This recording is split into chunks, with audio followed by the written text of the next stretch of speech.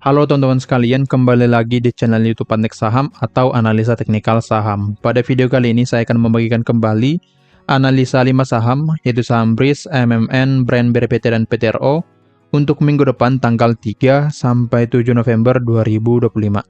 Sebelum ke analisanya, saya izin menginfokan kalau Antek Saham memiliki channel Telegram gratis. Kita memiliki komunitas di Telegram, yang dimana kalian bisa gabung ya ke Telegram ini secara gratis, dan kalian akan mendapatkan banyak benefit di Telegram ini. Jadi yang berminat langsung saja join ke Telegram kita secara gratis menggunakan link yang ada di deskripsi.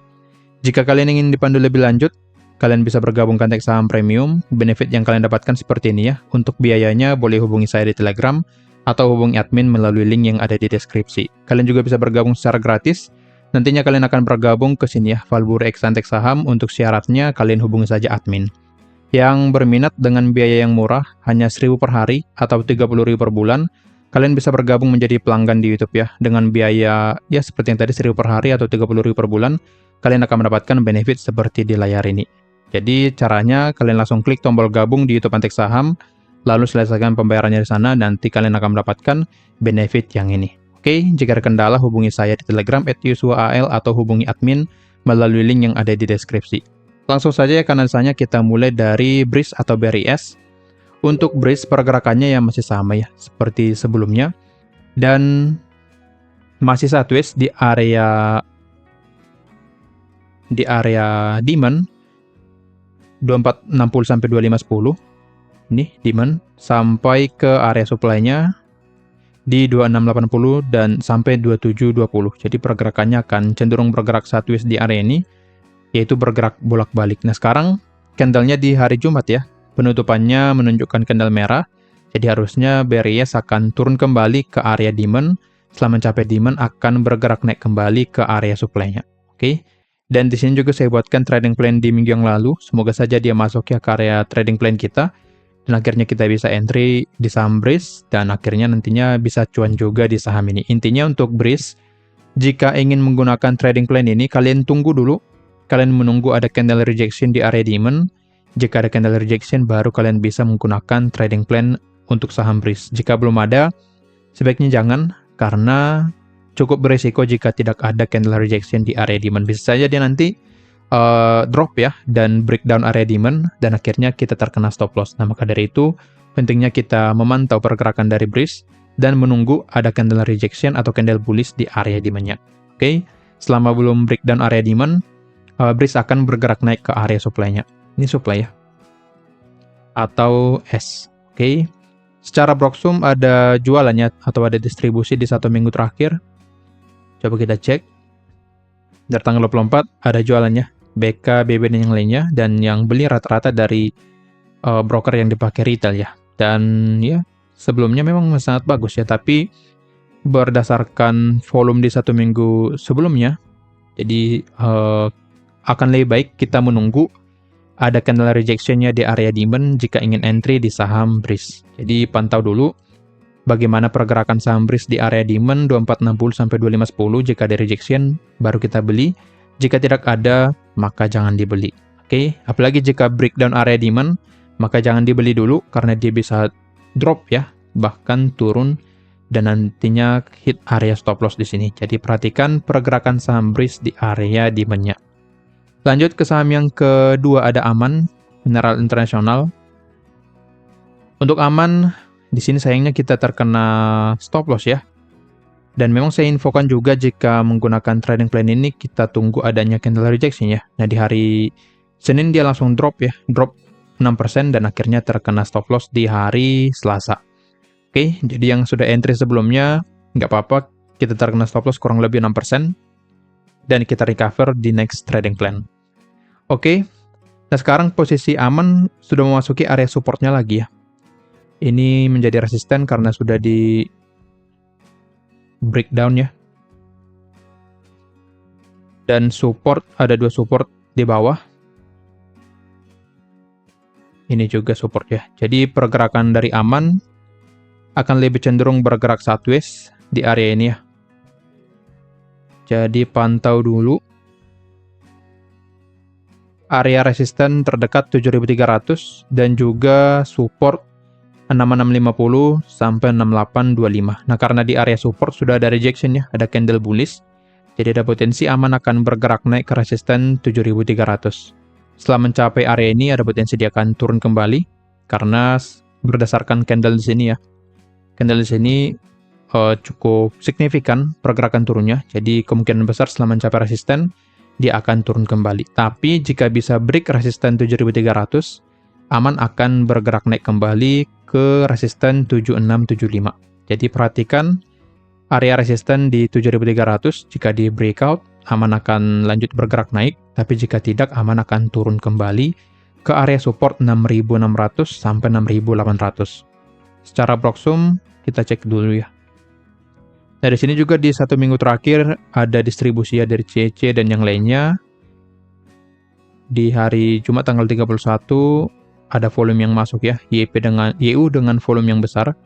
Jadi memang ada potensi aman akan bergerak naik dulu, rebound ke resisten 7300, lalu nanti di area ini akan kita tunggu konfirmasi lagi. Jika bisa di breakout, aman akan lanjut bergerak naik, tapi jika tidak, aman akan bergerak turun ke supportnya. Jadi untuk aman, perhatikan dulu satu resisten di 7300. Untuk trading plan, sebenarnya bisa ya kita buatkan, tapi buy on support, bisa ya. Kita buatkan trading plan yang baru, kita beli di area support ya, yang paling aman, stop loss di bawah supportnya, kita buatkan 4% saja, dan target di resisten 7300. Jadi di sini potensi profit kita 6%-an lebih, sedangkan potensi loss hanya di angka 4%. Jadi kita tunggu saja, aman turun ke area 6850, jika ada rejection di area 6850, kita entry di saham aman, seperti itu. Oke. Jadi untuk sekarang belum ada trading plan di atas, tapi kita lebih baik menunggu dia turun ke area supportnya. Lanjut ke saham yang ketiga, ada Brand. Untuk Brand di sini breakdown ya. Dia breakdown atau jebol support 8775. Jadi arah dari saham Brand akan cenderung turun ke area demand 8125 sampai 8400. Dan memang yang ngedrive IHSG di 1 minggu terakhir itu bukan Konglo ya, tapi dari perbankan. Jadi volumenya masuk ke sana semua. Jika kalian perhatikan, apalagi BBCA ya, BBCA asingnya inflow terus ya di 1 minggu terakhir mulai dari tanggal 15 kurang lebih ya. Jadi memang yang sekarang yang ngedrive itu lebih ke perbankan. Dan untuk saham Konglo cenderung sideways dan pergerakannya sangat jarang ya jika kalian perhatikan. Jadi dan cenderung turun juga. Jadi di sini untuk Brand, karena alasan tersebut ada potensi Brand akan turun ke area demand 8125 sampai 8400. Setelah mencapai demand akan bergerak naik kembali ya ke resisten. Coba kita cek line chartnya, lebih valid di sini ya. Oke, 8800. Jadi setelah mencapai demand nantinya ada potensi Brand akan rebound kembali ke resisten 8800. Area demand ini cukup kuat ya. Boleh kita lihat di sini tanggal 27 Oktober sempat hit ke bawah dan akhirnya mantul kembali dan menyisakan di sini sebuah wick ya atau ekor. Jadi area ini merupakan area yang kuat sehingga nanti jika dia turun lagi ke area demand ada potensi Brand akan bergerak naik kembali ke resisten 8800. Oke. Jadi untuk Brand pantau dulu area demand, karena ada potensi dia akan turun ke area demand ini. Setelah mencapai demand akan bergerak naik kembali. Akan tetapi jika ternyata Brand mampu break resisten 8800, maka Brand akan lanjut bergerak naik ke resisten selanjutnya di 9250.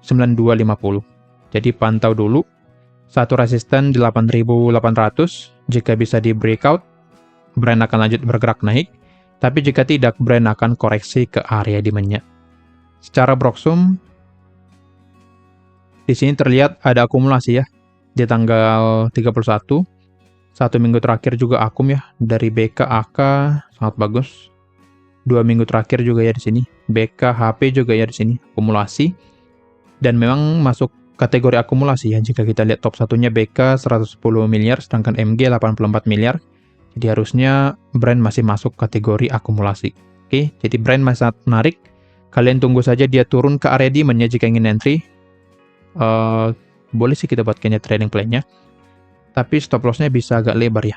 Kita buatkan di sini 8450, stop loss di 5% ya. Atau sini sih. Ya sini aja ya. Sebenarnya idealnya di sini ya, di bawah low yang di sini. Average-nya saja yang kita turunin. Kita entry 8400, stop loss di 7825 ya. Oke. Dan target kita di 9250. Potensi profit 10%, sedangkan potensi loss di 6%. Jadi menarik ya. Risk ratio untuk saham brand. Oke.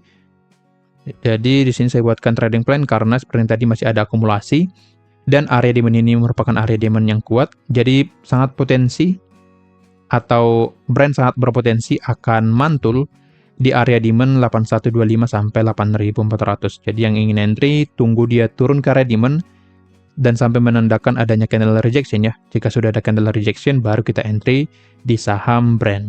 Oke. Lagi yang masih sebenarnya brand ini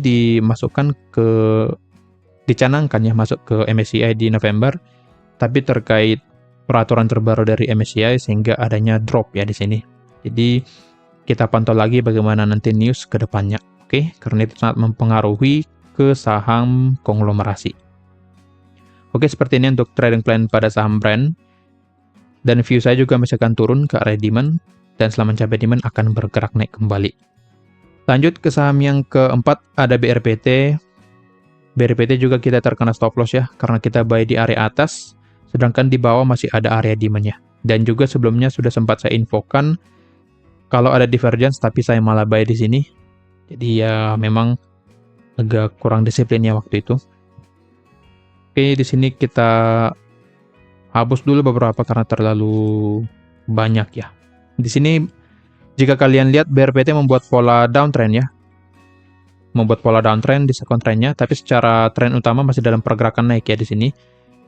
Masih uptrend di sini ya.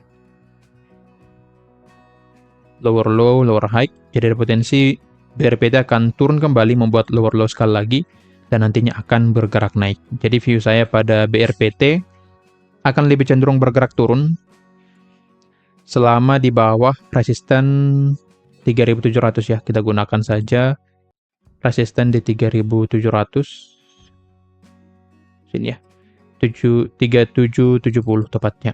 Oke.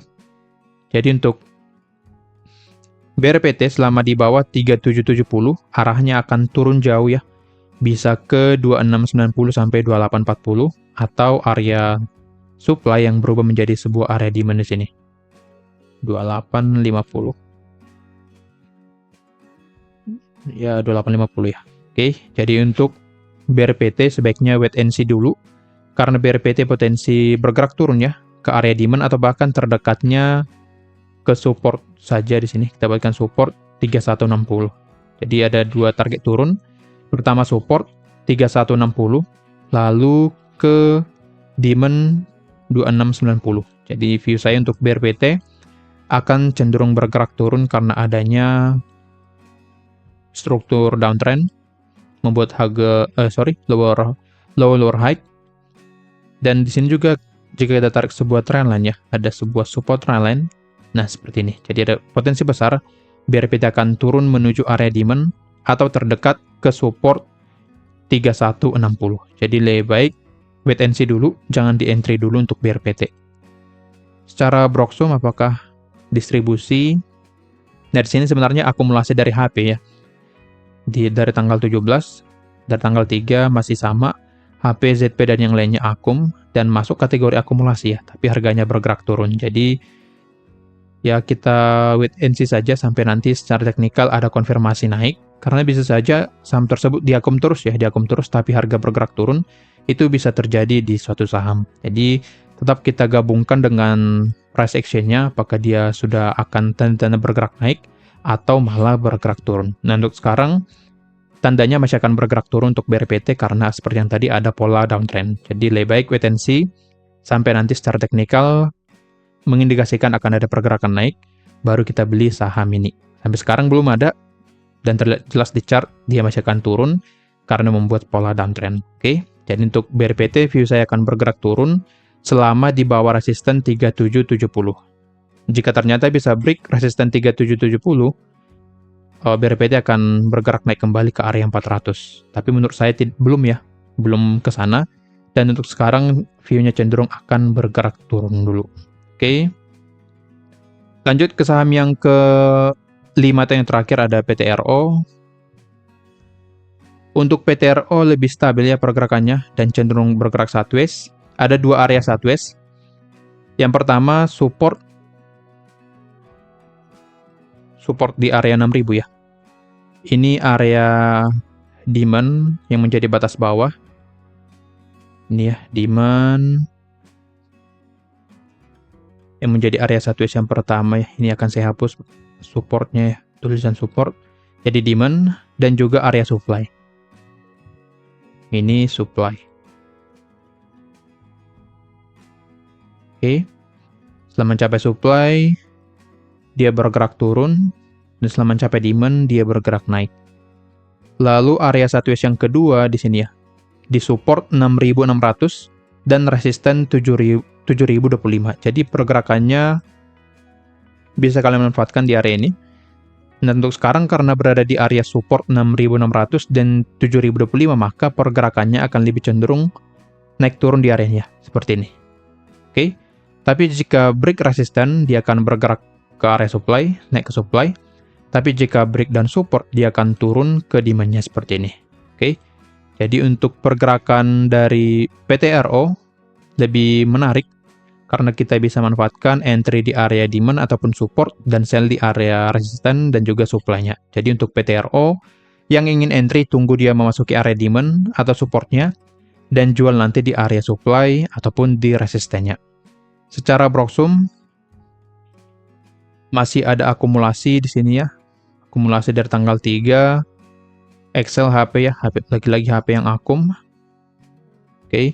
Jadi secara broksum memang masih menarik ya untuk PTRO dan juga pergerakan sebelumnya, sebelum dia lanjut bergerak naik di sini ya.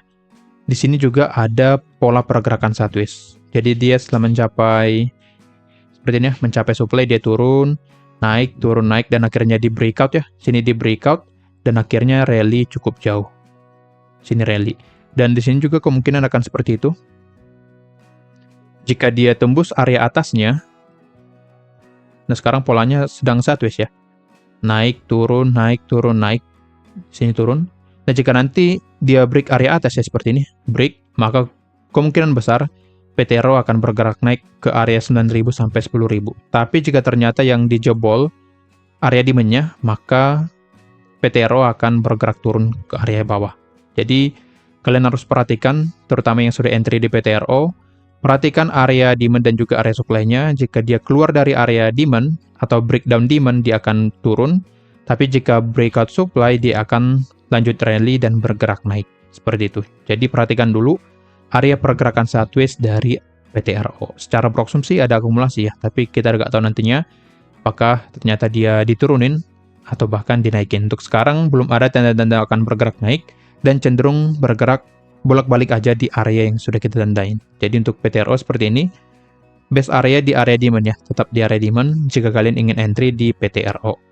Oke, kira-kira begitu ya analisanya. Disclaimer on, kalau analisa ini merupakan pandangan saya pribadi, bukan ajakan untuk melakukan pembelian atau penjualan pada saham-saham tersebut. Sekian dari saya, terima kasih.